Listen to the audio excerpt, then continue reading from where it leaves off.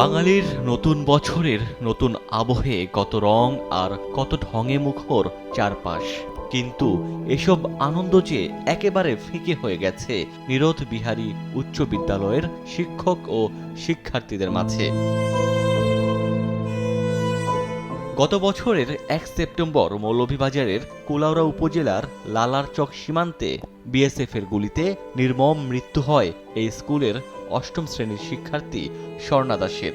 সহপাঠী ও শিক্ষকদের মাঝে এখন শুধুই আর্তনাদ, চোখের কোণে জল নিয়ে পুরনো ছবিতে করেন স্মৃতিচারণ। এখন যে ক্লাসে আসে না, আমাদের মনে অনেক অনেক দুঃখ জমে থাকে যে সে এখন ক্লাসে আসে না। আমরা ক্লাসে বসার পর যখন আমরা টিচার আমাদের ক্লাস নিচ্ছেন, তখন আমরা জানালার দিকে হয় দরজার দিকে চেয়ে থাকি যে সন্ধ্যা হয়তো আসবে। সে স্কুলের নিয়মিত একজন ছাত্রী ছিল, সে খেলাধুলা খুব পারদর্শী ছিল, সেই স্কাউটের একজন গর্বিত সদস্য। স্বর্ণার মৃত্যুতে আমরা গভীরভাবে মর্মাহত। আমরা আসলে স্কুলের ছাত্রছাত্রীরাও এখনও সেই সুখ কাটিয়ে উঠতে পারে নাই। প্রতিদিন আমারও মনে হয় ক্লাসে গেলে স্বর্ণার সিটটা এখনও ফাঁকা আছে।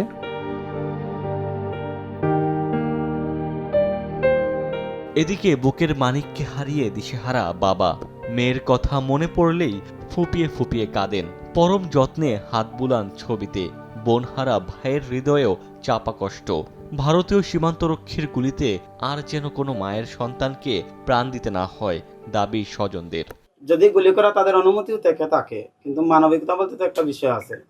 উনি গুলি না করার পরিবর্তে, গুলি করার পরিবর্তে যদি উনি পারতেন ধরে নিতে, আইনের মাধ্যমে ওনাকে শাস্তি প্রদান করতে হতো, এটা ওরা করতে পারতো। কিন্তু গুলিটা তো মানবিকতার দিক থেকে অন্তত কে সাপোর্ট করে না। পরিবারের সবার মতামত একটাই থাকবো যে আমার বোন যেভাবে মারা গেছে, এরকম যেন কোনো বাইর বোন মারা না, যেন মার ফুল খালি না হয়, এরকম একটা ব্যবস্থা। স্বর্ণা দাসের নিহতের ঘটনায় প্রতিনিয়ত পরিবারের খোঁজ রাখছেন বিজিবি সদস্যরা। পহেলা বৈশাখ উপলক্ষে জুড়ি উপজেলার কালনিগড় গ্রামে গিয়ে একটি ফ্রিজিয়ান জাতের গাভী উপহার দেয় বিজিবি। পাশাপাশি সাংবাদিকদের কল্যাণে কাজ করা ইয়ুথ জার্নালিস্ট কমিউনিটির পক্ষ থেকে দেয়া হয় নগদ অর্থ সহায়তা। সীমান্তবর্তী মানুষের যে বিভিন্ন রকমের সমস্যা, এগুলোর কল্যাণের জন্য কাজ করে যাচ্ছে।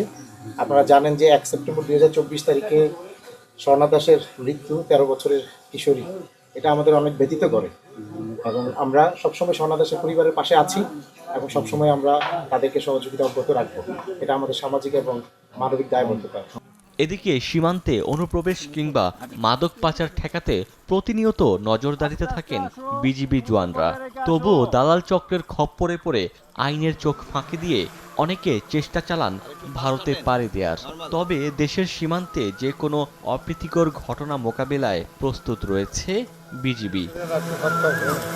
ওমর ফারুক, সময় সংবাদ, মৌলভীবাজার।